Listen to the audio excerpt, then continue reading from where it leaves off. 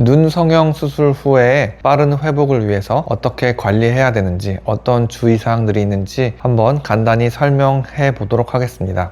안녕하세요. TY 성형외과 우태영 원장입니다. 우선 쌍꺼풀 수술 이후에 우리가 조심해야 되는 부분은 출혈이 많이 생기지 않도록 조심하시는 것입니다. 쌍꺼풀 수술뿐만 아니라 눈 밑 지방 재배치, 하안검 수술 모두 동일하니까 똑같은 원리라고 이해하고 받아들여 주시면 좋을 것 같고요. 출혈을 예방하기 위해서는 얼굴에 혈압이 올라가는 모든 행위를 좀 조심하셔야 합니다. 그래서 수술 후 하루 이틀 또는 2, 3일 정도까지는 얼굴에 혈압이 올라가지 않도록 조심하셔야 하는데, 얼굴에 혈압이 올라가도록 하는 행위라고 하면 머리를 앞으로 오랫동안 숙이고 있는 행위, 밤에 잠자는 시간을 제외하고 낮 시간에 자꾸 누워있는 이런 행위, 소리를 크게 낸다거나 아주 딱딱한 음식을 섭취한다거나 아주 맵고 자극적인 음식 섭취하는 행위도 얼굴의 혈압을 올릴 수 있는 행위가 되겠습니다. 또 한 가지, 특히 눈 밑 지방 재배치 이후에 코를 강하게 풀게 되면 압력이 전달되면서 피가 났던 경우가 있기 때문에 코를 강하게 푸는 것도 되도록이면 피하시는 것이 좋겠고요. 수술 후에 수술 부위가 물에 젖지 않도록 하기 위해서 머리를 감으실 때 머리를 앞으로 숙여서 감으려고 하시는 경우들이 덜어 있습니다. 오히려 젖지 않게 하기 위해서 머리를 앞으로 숙이다 보면 얼굴로 많이 피가 몰리게 되고 혈압이 올라서 출혈이 더 발생할 수 있는 상황이 되기 때문에 차라리 수술 부위가 조금 젖더라도 머리를 뒤로 젖히고 선체로 머리를 감으시고, 젖은 부위는 수건으로 깨끗하게 닦아주시고 드라이어로 말려주시면 오히려 물에 젖지 않게 하기 위해서 머리를 앞으로 숙여서 출혈이 되는 경우보다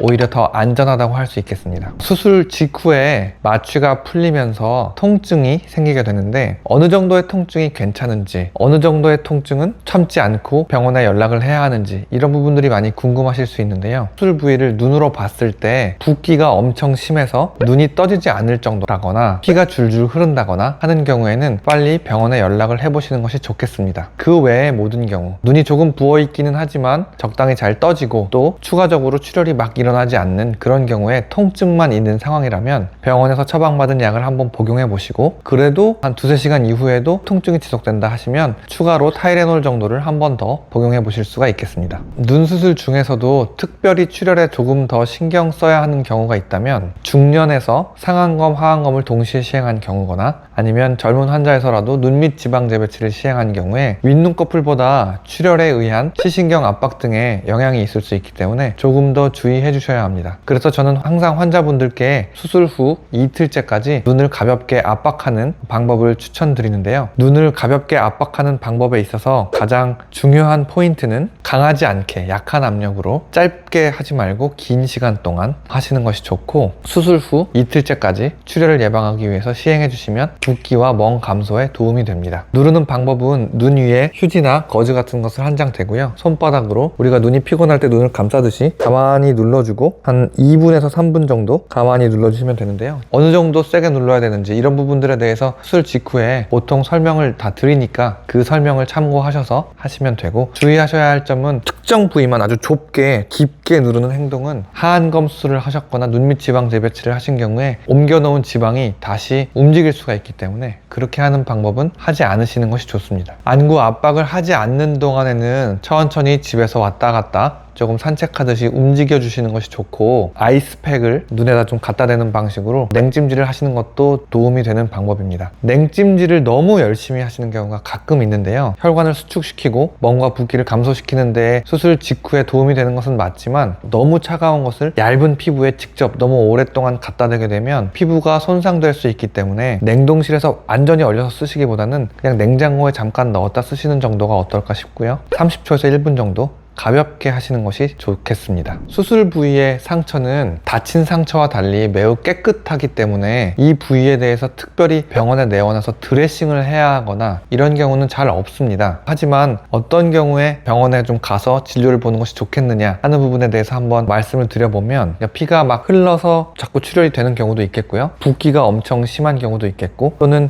이 절개선에 피가 잔뜩 묻어서 굳어 있는 경우도 있겠죠. 이런 경우에는 이제 한번 수술 후 하루나 이틀 2주일째, 3일째 이럴 때라도 한번 방문하셔서 수술 부위가 괜찮은지, 수술 부위를 좀 닫고 수술 부위가 잘 아물고 있는지를 한번 경과를 봐주십사 하고 말씀을 드리시는 게 좋을 것 같고요. 수술 후 일주일째에는 실밥을 제거하게 되는데, 대부분의 병원에서 일주일째에 실밥을 모두 제거하지만 가끔 상처 부위가 잘 벌어질 것 같은 경우들이 있습니다. 눈썹뼈가 많이 발달하셨거나 피부에 절제량이 많아서 절개선을 기준으로 위쪽 피부와 아래쪽 피부의 두께 차이가 많이 나는 경우에는 상처 부위가 벌어지는 것을 막기 위해서 일주일째에 실밥을 절반만 제거하고 2주일째에 나머지 실밥을 제거하는 경우도 있으니까 참고해 주시면 좋을 것 같고요. 실밥 제거 이후에 상처가 벌어지는 일들이 가끔 있습니다. 우리가 자다 보면 무의식적으로 비벼서 벌어질 수도 있고, 수술 부위가 다 아물지 않은 상태에서 약하다 보면 벌어지는 일이 있을 수 있는데요. 이런 일을 예방하기 위해서 우리가 조심해야 될 부분은 만지는 거 당연히 조심해야 되고요. 물이 닿을 때 닿더라도 바로바로 말려주시는 것이 좋습니다. 수영장이나 목욕탕 같은, 또는 땀을 많이 흘리는 그런 운동 같은 경우에는 수술 후 한 달째까지는 좀 자제해 주시는 것이 상처가 벌어지지 않고 유지되는 데 좋습니다. 실밥 제거 후에는, 실밥 제거 전까지 열심히 이제 바르시던 그 연고 제제가 같은 경우에는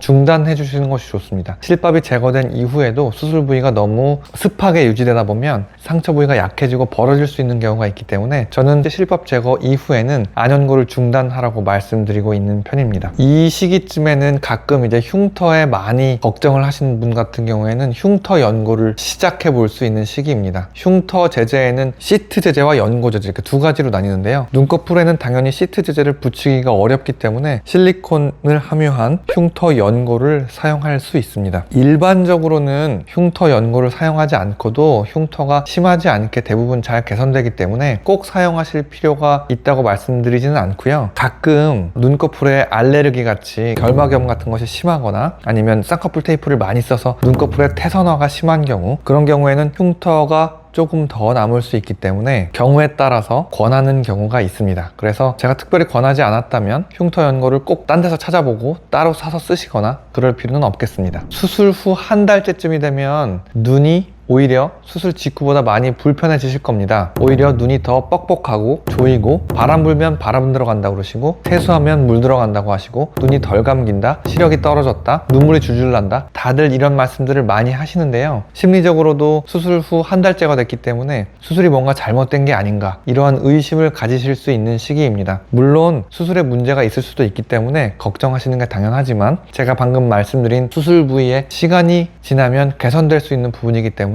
너무 마음고생하지 마시고, 원래 한 달째에는 이런 현상들이 나타난다, 미리 좀 염두에 두시고 3개월째 경과 보실 때까지 힘들어하지 않으셨으면 좋겠습니다.